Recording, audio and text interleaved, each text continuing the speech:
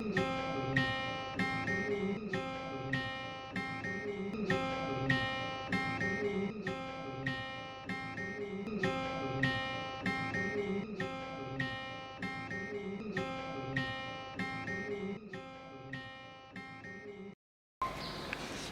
আলাইকুম।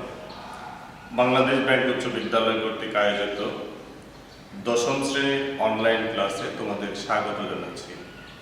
আশা করি তোমরা সবাই ভালো আছো, নিরাপদে আছো। আমরাও সবাই ইনশাআল্লাহ ভালো আছি। আজকে তোমাদের সামনে আমরা একটি ভিন্ন রকম বিষয় নিয়ে আলোচনা করব। বিগত সময়গুলোতে তোমাদের সাথে ফিন্যান্স ও ব্যাংকিং বিষয় নিয়ে মূল পাঠ্য বই আলোচনা করেছি, সৃজনশীল প্রশ্ন আলোচনা করেছি। আজকে তোমাদের সামনে আমি বহু নির্বাচনী প্রশ্নগুলো নিয়ে কিছু বলার চেষ্টা করব। এগুলো তোমাদের অবশ্যই কাজে লাগবে, কারণ আমরা জানি 100 মার্কসের মধ্যে 30 মার্কস হচ্ছে বহু নির্বাচনী প্রশ্ন। সেই বহু নির্বাচনী প্রশ্নগুলোরও আবার ভাগ করা আছে জ্ঞানমূলক, অনুধাবন, প্রয়োগ, উচ্চতর দক্ষতা। আমাদের বেশি সমস্যা হয় যে উচ্চতর দক্ষতায় গিয়ে অনুচ্ছেদ সংক্রান্ত প্রত্যেকটি অনুচ্ছেদের যে 2টি করে প্রশ্ন থাকে সেগুলো একটু ভেবে চিন্তে উত্তর দিতে হয়। এগুলো সরাসরি বইতে পাওয়া যায় না, কিন্তু বইটি পড়লে এর মূল বিষয়বস্তুটি বুঝতে পারলে আমরা এগুলো সহজে উত্তর দিতে পারব। এই জন্য তোমাদের সামনে আমি 3টি অনুচ্ছেদ নিয়ে আলোচনা করব আজকের এই ক্লাসে। এই অনুচ্ছেদ থেকে তোমাদের ধরে নিতে হবে কি চেয়েছে এবং মূল বিষয়টি তোমার জানা থাকলে উত্তরটা দিতে তুমি বেশ আনন্দ উপলব্ধি করবে। আর যদি তুমি বুঝতে না পারো, বইটি না পড়ো, বেসিক তোমার জানা না থাকে, তাহলে তুমি যে অনুমান করে উত্তর দিবে, যার কারণে আমাদের অবজেক্টিভ বা বহু নির্বাচনী প্রশ্নে আমাদের মার্কস কম চলে আসে। আমরা ম্যাক্সিমাম সময় না জেনে উল্টাপাল্টা করে টিক চিহ্ন দিয়ে থাকি বা বৃত্ত ভরাট করে থাকি। এগুলো আসলে ঠিক নয়, বরং তোমার ভালো নম্বর পাওয়ার জন্য মুখস্থ না করে বুঝে লেখা এবং ভালো নম্বর পাওয়ার একটি সুবর্ণ সুযোগ হচ্ছে এই বহু নির্বাচনী প্রশ্ন।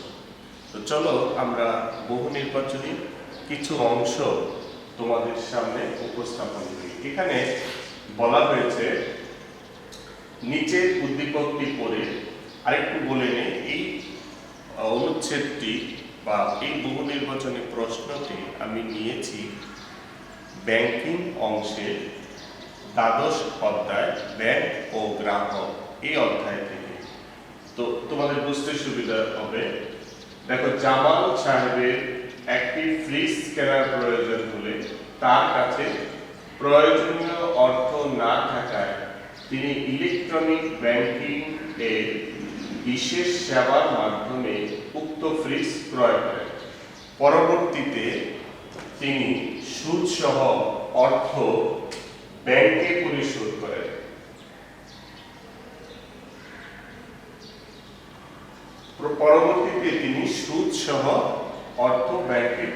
করেন। নামকরণ থেকেই বা আমরা অনুচ্ছেদ থেকেই বুঝতে পারবো, দেখো, যে ফ্রিজ কেনার, জামাল সাহেবের ফ্রিজ কেনার প্রয়োজন ছিল, কিন্তু তার নিজস্ব কোনো অর্থ নেই। সে কি করেছে?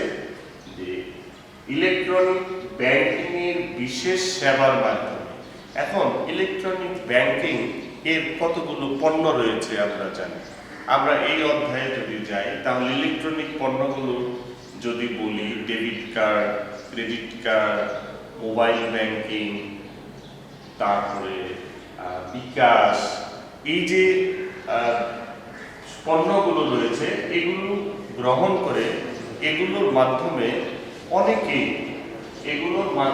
অনেকেই বিভিন্ন ধরনের সুযোগ সুবিধা গ্রহণ করতে পারে।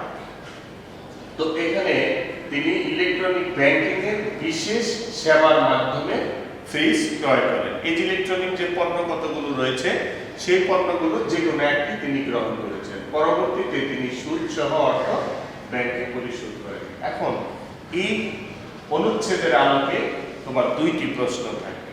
দেখো, জামাল সাহেব ব্যাংকের কোন সেবাটি গ্রহণ করেছেন? এই যে চারটি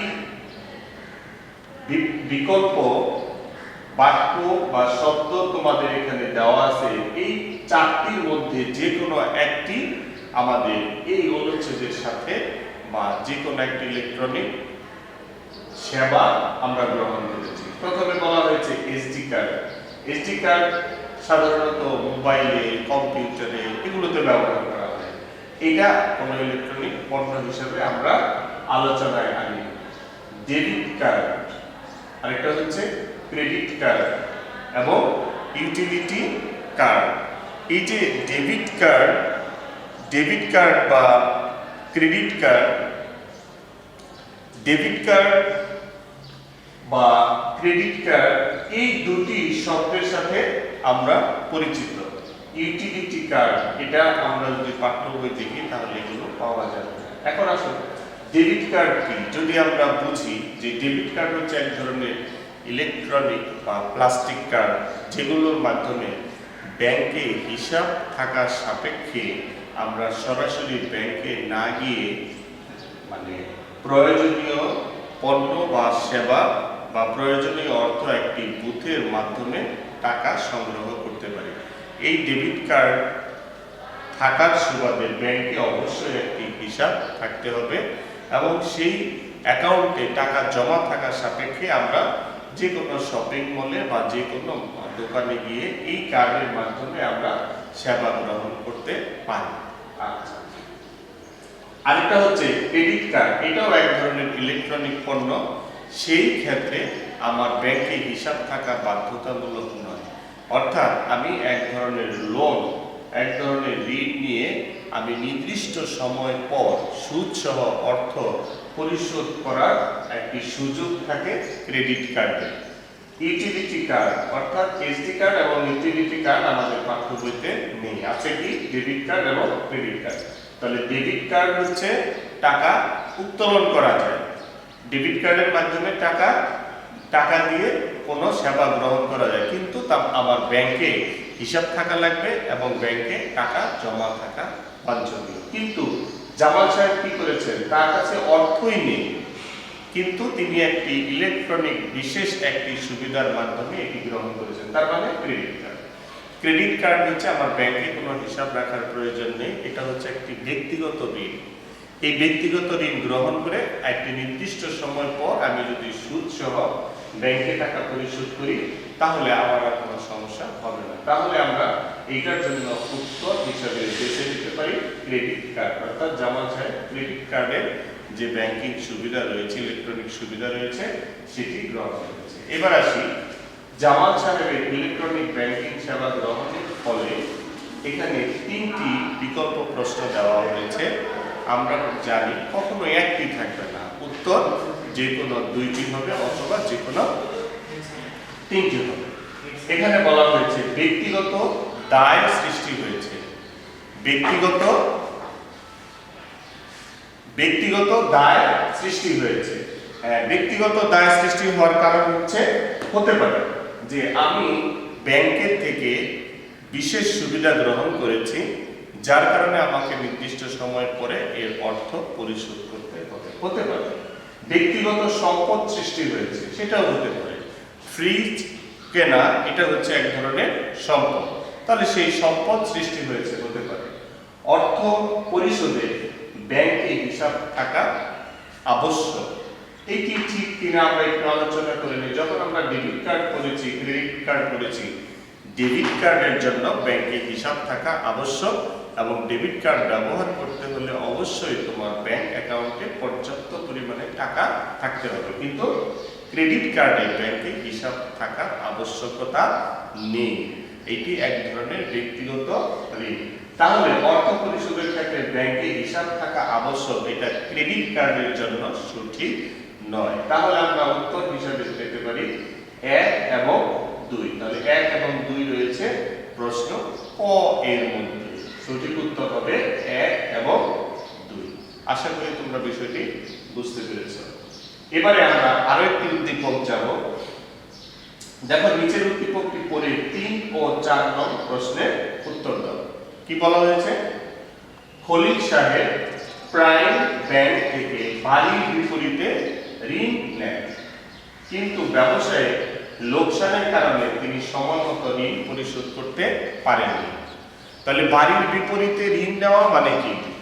যে কোনো কারণে ঋণ পরিশোধ করতে না পারলে যে ব্যাংক থেকে ঋণ গ্রহণ করা হয়েছে প্রয়োজনে ওই ব্যাংক বাড়ি বিক্রি করে ওই ব্যাংকের ঋণের টাকা আদায় করে নিতে পারে। এই জন্যই ব্যাংক কাউকে ঋণ দেওয়ার সময় কোনো স্থায়ী সম্পদ বা কোনো দলিল পত্রাদি বা বিনিময়যোগ্য কোনো জিনিস বন্ধক রেখে তারপরে ঋণ প্রদান করে।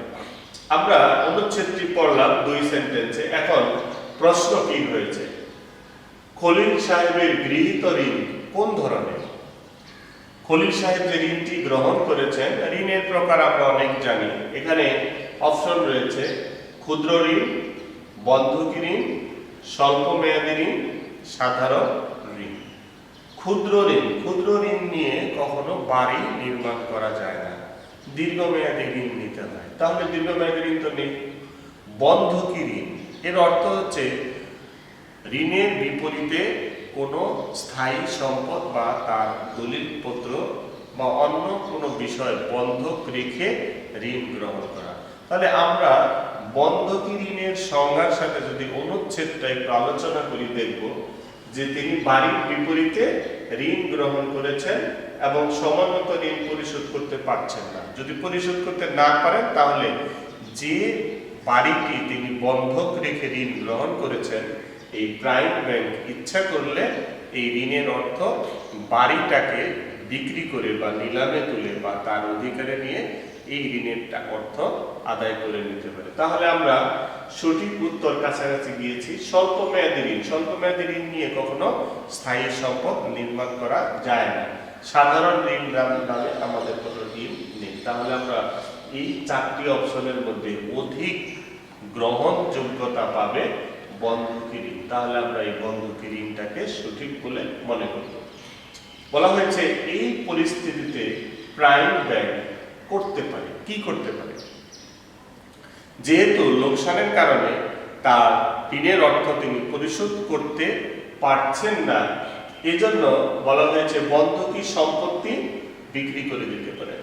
অর্থাৎ যে বাড়ির বিপরীতে তিনি ঋণ দিয়েছেন, ঋণের অর্থ আদায় না হলে তিনি যে বাড়িটি বন্ধক রেখেছেন সেটি বিক্রি করে, চাইলে বিক্রি করে তার অর্থ আদায় করতে পারেন। কেন্দ্রীয় ব্যাংকের সাহায্য নেওয়া, কেন্দ্রীয় ব্যাংকের এখানে কোনো বিষয় আমার মনে হয় না রয়েছে। আরেকটি, বন্ধকি সম্পত্তি দখল করে নিতে পারেন। যখন এই ঋণ গ্রহীতা টাকা পরিশোধ করতে ব্যর্থ হবে, তখন এই ঋণের টাকা আদায়ের জন্য এই বন্ধকি সম্পদ তিনি দখল করে নিতে পারবেন। কিন্তু কেন্দ্রীয় ব্যাংকের সাহায্য এই বিষয়ের জন্য মানে ঋণ গ্রহণের সময় শর্তই থাকবে যে কোন ঋণ গ্রহীতা যদি ঋণ পরিশোধে ব্যর্থ হয় তাহলে বন্ধকি সম্পত্তি বিক্রি করে অথবা সেটি দখলে নিয়ে এগুলো নিলামে বিক্রি করে তার ঋণের অর্থ ব্যাংক আদায় করতে পারবে। তাহলে আমার মনে হয় কেন্দ্রীয় ব্যাংকের সাহায্য না নিয়ে সে 1 এবং 3 যে বাক্য দুটি দেওয়া আছে সেটিকে আমরা গ্রহণযোগ্য বলে মনে করতে পারি। তাহলে এই পরিস্থিতিতে প্রাইম ব্যাংক কি করতে পারে? বন্ধকি সম্পত্তি বিক্রি করতে পারে এবং বন্ধকি সম্পদ দখল করে নিতে পারে। তাহলে সঠিক উত্তরটা আমরা খ নম্বরে দিব 1 এবং 3। আশা করি তোমরা বুঝতে পেরেছ। এবারে আমরা যাব নিচের আরো একটি উদ্দীপক রয়েছে। বলা হয়েছে উদ্দীপকটি পড়ে 5 ও 6 নং প্রশ্নের উত্তর দাও। বলছে হিসাব খোলার মাধ্যমে আইনগতভাবে মিস্টার রায়হানের সাথে মিস্টার রায়হান ব্যাংকে একটি হিসাব খুলেছেন। এই হিসাব খোলার মধ্য দিয়ে তার যেমন কিছু অধিকার সৃষ্টি হয়েছে, তেমনি কিছু দায়িত্ব সৃষ্টি হয়েছে। তো যে কোনো ব্যক্তি ব্যাংকে একটি হিসাব খুলতে পারে। সেই হিসাব খোলার সাথে সাথে তার যা আসলে কিছু দায়িত্ব এবং অধিকার সৃষ্টি হয় এবং তার এই ব্যাংকের হিসাব রাখার ব্যাপারে তার কিছু লায়াবিলিটি বা দায়িত্ব সৃষ্টি হয়ে যায়, দায়েরও সৃষ্টি হয়ে যায় এবং তার কিছু কর্তব্য থাকে সেই ব্যাংক হিসাবটিকে পরিচালনা করার জন্য। আমরা প্রশ্ন দিয়েছি হিসাব খোলার মাধ্যমে আইনগতভাবে মিস্টার রায়হানের সাথে ব্যাংকের কিরূপ সম্পর্ক সৃষ্টি হয়েছে। হিসাব খোলার মাধ্যমে আইনগতভাবে মিস্টার রায়হানের সাথে কিরূপ সম্পর্ক সৃষ্টি হয়েছে। এখানে আমরা দিয়েছি ব্যবসায়িক সম্পর্ক, ডেটর ও ক্রেডিটর সম্পর্ক, চুক্তিবদ্ধ সম্পর্ক, গ্রাহক প্রতিনিধি সম্পর্ক। আমরা যদি প্রথম কাজটি করি, চিন্তা করি যে গ্রাহক যে ব্যক্তি হিসাব খোলে ব্যাংকের সাথে তার ব্যবসায়িক সম্পর্ক থাকতে পারে না। হিসাব খোলার অনেকগুলো ধাপ রয়েছে, অনেকগুলো প্রকার রয়েছে, যেমন সঞ্চয়ী হিসাব রয়েছে, স্থায়ী হিসাব রয়েছে, চলতি হিসাব রয়েছে। এক এক শ্রেণী পেশার মানুষ তাদের প্রয়োজনকে বিবেচনা করে বিভিন্ন ধরনের হিসাব খুলে থাকে। যেমন আমরা যারা চাকরিজীবী, আমরা ব্যবসায়িক স্বার্থে কিন্তু ব্যাংকে হিসাব খুলিনি। আমাদের নিজেদের সঞ্চিত অর্থ ব্যাংকে জমা রাখবো, প্রয়োজন মতো আমরা আমাদের টাকা উত্তোলন করব। আবার আমাদের আয় এবং ব্যয়ের যে পার্থক্য যদি উদ্বৃত্ত হয় তাহলে সেটি নিরাপত্তার জন্য ব্যাংকে জমা রাখবো। অতএব আমরা বলতে পারি যে গ্রাহক এবং ব্যাংকের মধ্যে ব্যবসায়িক সম্পর্ক থাকতে পারে না। ডেটর ও ক্রেডিটর সম্পর্ক, যখন ব্যাংকে টাকা জমা দেওয়া হয় অথবা ব্যাংক থেকে টাকা উত্তোলন করা হয় অথবা যখন ঋণ গ্রহণ করা হয় তখন ব্যাংকের সাথে ডেটর ও ক্রেডিটর সম্পর্ক সৃষ্টি হয়। কিন্তু আমরা তো টাকা জমা দেওয়ার কথা বলিনি, টাকা উত্তোলনের কথা বলিনি, ঋণ নেওয়ার কথা বলিনি। আরেকটি রয়েছে চুক্তিবদ্ধ সম্পর্ক। চুক্তিবদ্ধ সম্পর্ক হচ্ছে যে ব্যাংক এবং গ্রাহকের সাথে একটি হিসাব খোলার সাথে সাথে তার একটি সম্পর্ক হয়ে যায় এবং তাদের সাথে একটি চুক্তি হয় যে ব্যাংকে হিসাব খোলার ব্যাপারে তার অবৈধ কোনো অর্থ যেন ব্যাংকে জমা না হয়। ব্যাংকের সাথে গ্রাহকের এই ধরনের একটি চুক্তি হবে। সে কি পরিমাণ অর্থ একটি নির্দিষ্ট সময় পর পর ব্যাংকে জমা করতে পারে অথবা সম্ভাব্য কি পরিমাণ অর্থ ব্যাংক থেকে উত্তোলন করতে পারে, সেই ব্যাংকে হিসাব খোলার আগে এই সব শর্তাবলী ব্যাংকে অবহিত করতে হয়। এর বাইরে যদি কোনো লেনদেন তার অ্যাকাউন্টে ঘটে তাহলে সেগুলো অনেক সময় সন্দেহাতীত প্রমাণিত হলে এই ব্যাংক হিসাবটি ইচ্ছা করলে ব্যাংক কর্তৃপক্ষ বন্ধ করে দিতে পারে। অতএব আমরা এখানে বলেছি, যদি অনুচ্ছেদটা যদি একটু দেখি, যে ব্যাংকে হিসাব খোলার মধ্য দিয়ে আইনগতভাবে কিছু অধিকার সৃষ্টি হয়েছে, আবার কিছু দায়িত্ব সৃষ্টি হয়েছে। তাহলে আমরা এইটুকু বলতে পারি যে তাহলে তাদের মধ্যে কি একটা চুক্তি হয়েছিল যে আমার যেমন কিছু অধিকার থাকবে। অধিকার বলতে কি, যেমন আমার ব্যাংক হিসাবের গোপনীয়তা রক্ষা করতে হবে।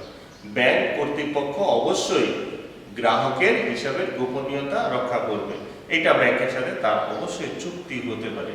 আরো হতে পারে যে ব্যাংকে আমি যে ধরনের সুবিধা বা সার্ভিস আমি চাবো, যেমন যে কোনো সময় ব্যাংক চলাকালীন সময়ে টাকা উত্তোলন করা বা টাকা জমা দেওয়া বা ব্যাংক সংক্রান্ত বা আমার লেনদেন সংক্রান্ত যে কোনো তথ্য যদি আমি চাই তাহলে ব্যাংক দিতে বাধ্য থাকে। তাহলে এটা হচ্ছে চুক্তিবদ্ধ সম্পর্ক। গ্রাহক এবং প্রতিনিধি সম্পর্ক, ব্যাংক যখন গ্রাহকের সাথে বা ব্যাংকের উপরে কোনো দায়িত্ব দেওয়া হয়, গ্রাহক যদি ব্যাংকে প্রতিনিধি করে কোনো কাজ দিয়ে থাকে তাহলে তখন সৃষ্টি হয় গ্রাহক ও প্রতিনিধি সম্পর্ক। আমরা একটি উদাহরণ দিতে পারি যে অনেক সময় অভিজাত এলাকাগুলোতে আমরা বাড়িওয়ালা এবং ভাড়াটিয়া এবং বাড়িওয়ালার সাথে যে সম্পর্কটা, সেটা যদি চিন্তা করি, অনেক সময় বাড়িওয়ালা দেশের বাইরে থাকে অথবা তার নিজ জায়গায় অবস্থান না করে, তাহলে ভাড়াটিয়াদের কাছ থেকে সে কিভাবে ভাড়া আদায় করবে? তখন এই বাড়িওয়ালার সাথে কি ব্যাংকের একটি সম্পর্ক হয়। বাড়িওয়ালা ব্যাংকে দায়িত্ব দেয় বা ব্যাংকে প্রতিনিধি করে দেয় যে ভাড়াটিয়াদের কাছ থেকে সে তার বাড়ি ভাড়ার টাকা আদায় করবে। একটি নির্দিষ্ট সময়ের মধ্যে যদি কোনো ভাড়াটিয়া বা যদি কোনো ফ্ল্যাটের টাকা আদায় না হয় তাহলে ব্যাংক ওই ভাড়াটিয়াকে ফোন করবে বা তার সম্পর্কে জানবে যে আপনার এই ইউনিটের বা এই ফ্ল্যাটের ভাড়াটি আদায় হয়নি। তখন গ্রাহক কি করবে, ব্যাংকে তার নিজের একটি প্রতিনিধি তৈরি করে সে এই সম্পর্কটি তৈরি করতে পারে। এই বিষয়ে আমাদের অনুচ্ছেদে তেমন কোনো কিছু বলা হয়নি। অতএব আমরা এই চারটি যে বিকল্প উত্তর রয়েছে এর মধ্যে আমরা বলতে পারি চুক্তিবদ্ধ যে সম্পর্ক সেই সম্পর্কটি বিকল্প তিনটি প্রশ্নের চাইতে অধিক গুরুত্বপূর্ণ। তাহলে আমরা সঠিক উত্তর হিসেবে গ নাম্বারকে বেছে নিতে পারি যে চুক্তিবদ্ধ সম্পর্ক। এবারে আমরা যাব মিস্টার রায়হান দায়িত্ব পালন করতে পারে। তার যে দায়িত্ব রয়েছে সেই দায়িত্বগুলোর মধ্যে দেখো তিনটি বহুপদী সমাপ্তি সূচক রয়েছে। আমরা এখানে দেখব যে কোনো দুটি হতে পারে, তিনটিও হতে পারে, কিন্তু একটি প্রশ্নের উত্তর কখনোই হবে না। সততার পরিচয় দিয়ে ব্যাংক এবং গ্রাহকের সাথে যে সম্পর্ক অবশ্যই সেই সততার পরিচয় দিতে পারে। সময় মতো ঋণ পরিশোধ করতে পারে, সময় মতো, অর্থাৎ ঋণ গ্রহণ করলে ঋণ গ্রহণের সময় কিছু শর্ত থাকে, সেই শর্তগুলো পরিশোধ মানে শর্ত পরিশোধের একটি প্রধান শর্ত হচ্ছে যে ঋণ গ্রহণ করলে সময় মতো ঋণ সুদ সহ পরিশোধ করতে হবে। আরেকটি হচ্ছে সুদ ছাড়া শুধু আসল প্রদান করে। এটি কি কখনো সম্ভব? মানে ঋণ গ্রহণ করলে সুদ দিতে হবে না এরকম ব্যাংক বা কোনো জায়গায় মনে হয় এরকম কোনো বিষয় নেই। তাহলে আমরা দায়িত্ব পালন বলতে বুঝি সততার পরিচয় দিবে, অর্থাৎ তার হিসাবে সবসময় স্বচ্ছতা থাকবে, সময় মতো ঋণ পরিশোধ করে, আর সুদ ছাড়া আসল পরিশোধ এটি সম্ভব নয়। ঋণ গ্রহণ করলে অবশ্যই তাকে সুদ সহই পরিশোধ করতে হবে একসময়। তাহলে আমরা এই উত্তর হিসাবে দেখতে পারি সততার পরিচয় দিয়ে এবং সময় মতো ঋণ পরিশোধ করে। তাহলে সঠিক উত্তর হবে 1 এবং 2। তাহলে 1 এবং 2 রয়েছে আমার ক নং প্রশ্নের উত্তরে। তাহলে আমরা সঠিক উত্তর হিসাবে ক কে বেছে নিব। প্রিয় শিক্ষার্থী বৃন্দ, তোমরা এইভাবে এই অনুচ্ছেদ সংক্রান্ত যে উচ্চতর দক্ষতার প্রশ্নগুলো রয়েছে এর জন্য তোমাকে অবশ্যই পাঠ্য বই ভালোভাবে অনুশীলন করতে হবে। এই প্রশ্নগুলোর জন্য সরাসরি পাঠ্য বই থেকে কোনো লাইন তুমি পাবে না, কিন্তু এর মূল বিষয়বস্তু তুমি বুঝতে পারলে দেখবা এগুলো অকপটে খুব সুন্দরভাবে সাবলীলভাবে এই প্রশ্নের উত্তরগুলো তুমি আনসার করতে পারছো। তো তোমরা এই ধরনের প্রশ্ন মূল বইটা বারবার পড়বে, অনুশীলনীতে যে প্রশ্নগুলো রয়েছে সেগুলো দেখবে। তোমাদের বিভিন্ন সময় যেহেতু ক্লাস 10-এ পড়ো, টেস্ট পেপার রয়েছে, বিভিন্ন ধরনের সহায়ক বই রয়েছে, এগুলোর মাধ্যমে তোমরা এই বিষয়গুলো অনুশীলন করতে পারো। তারপরও যদি তোমাদের কাছে সমস্যা মনে হয় বা অতিরিক্ত কিছু জানতে চাওয়া হয় তাহলে আমরা এই যে তোমাদের যে ফেসবুক পেজে আমরা কথা বলছি সেখানেও কমেন্টস করে তোমাদের প্রশ্ন করতে পারো, আমরা সেখানে সমাধান দেওয়ার চেষ্টা করব। তোমরা এগুলো অবশ্যই অনুশীলন করবে, বাসায় নিয়মিত পড়াশোনা করবে, সবসময় নিরাপদ দূরত্ব বজায় রেখে নিজেদের পরিবারের সদস্য যারা আছে তাদের সাথে চলাফেরা করবে। তোমরা সুস্থ থাকো, ভালো থাকো, আল্লাহ হাফেজ।